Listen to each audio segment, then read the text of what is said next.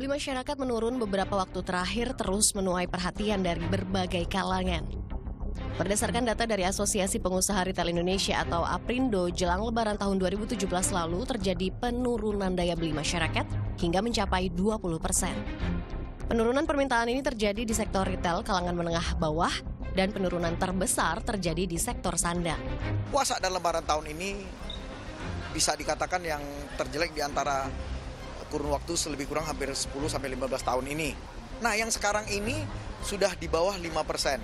Berarti kalau kami ingin mengejar pertumbuhan itu menutupin inflasi dan pertumbuhan ekonomi makro, sebetulnya ini udah suffer, tekor gitu. Salah satu tenan yang berlokasi di Blok M Square ikut merasakan kerugian dari penurunan daya beli tersebut.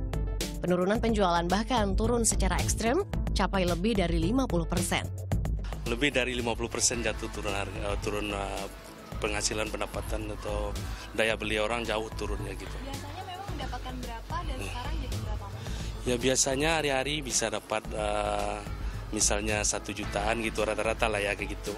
Sekarang cuma dapat 300, 400, 200 sekarang gitu. Ekonom senior dari Institute for Development of Economics and Finance atau INDEF juga membenarkan penurunan konsumsi terjadi di beberapa sektor seperti penjualan kendaraan bermotor yang mencapai 13%. Kepemimpinan bidang ekonomi oleh pemerintah pun dianggap lemah.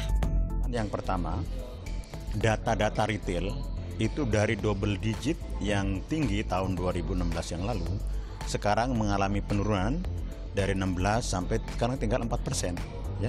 Penjualan motor itu minus 13% ya semester ini dibanding tahun lalu. Konsumsi listrik biasanya 7-8%, tinggal 1%. Banyak faktor yang dapat menyebabkan turunnya daya beli masyarakat, antara lain inflasi, pertumbuhan ekonomi makro, dan berkurangnya komoditi sehingga banyak tenaga kerja tidak terserap. Sementara itu, praktisi ekonomi digital membantah maraknya transaksi ekonomi berbasis digital menyumbang penurunan daya beli masyarakat di Indonesia. Alasannya, sektor finansial teknologi melalui transaksi ekonomi berbasis digital atau e-commerce masih belum bisa menggantikan transaksi ekonomi konvensional. Pasarnya fintech itu belum bisa menggantikan sektor retail gitu ya, yang itu customernya langsung antara toko dengan konsumen gitu ya. Sementara kalau e-commerce itu kan hanya dimiliki oleh para pengguna handphone gitu ya. Persoalan daya beli yang menurun juga menjadi perhatian serius Presiden Joko Widodo. Presiden bahkan telah memanggil 18 menterinya untuk membahas masalah ini.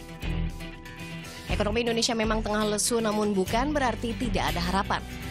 Sektor digital ekonomi justru pertumbuhannya tidak bisa dipandang sebelah mata. Analis Ernst & Young menyatakan bahwa pertumbuhan ekonomi digital meningkat 40% setiap tahunnya.